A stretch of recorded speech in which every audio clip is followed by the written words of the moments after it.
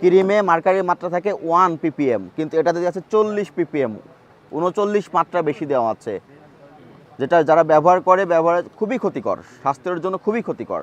এগুলো কেন আপনারা বিক্রয় করবেন? এগুলো নিষিদ্ধ করা হয়েছে কত তারিখে দেখেন, 2022 সালে। এখন 2025 সাল চলতেছে, তারপরও আপনাদের কর্ণপাত হয় না। কতজনের কাছে বিক্রয় করেছেন এই ক্রিমগুলো?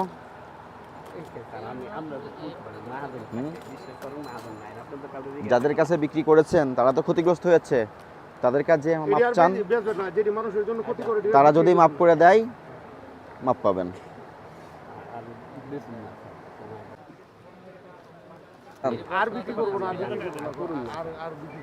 এই জন্য তো অল্প করে জরিমানা করলাম, সর্বোচ্চ জরিমানা তো করি নাই আপনাকে।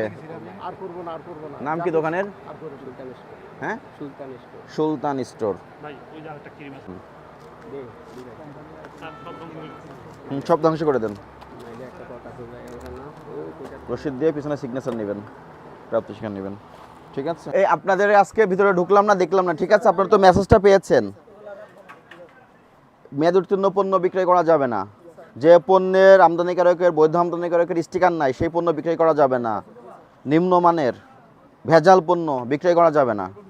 আপনারা যেখান থেকে পণ্য সোর্সিং করেন সেখানে করে ক্রয় রসিদ রাখবেন, যাদের কাছে বিক্রয় করেন তাদেরকেও বিক্রয় রসিদ প্রদান করবেন, ঠিক আছে? এবং সবাই ট্রেড লাইসেন্সের যে আইনগুলো বলা আছে সেই মোতাবেক ব্যবসা করবেন। ভোক্তা অধিকার সংরক্ষণ আইন মেনে ব্যবসা পরিচালনা করবেন। এর ব্যত্যয় ঘটলে আমরা যখন আসবো তখন আইনগত ব্যবস্থা নিব, ঠিক আছে? ওকে।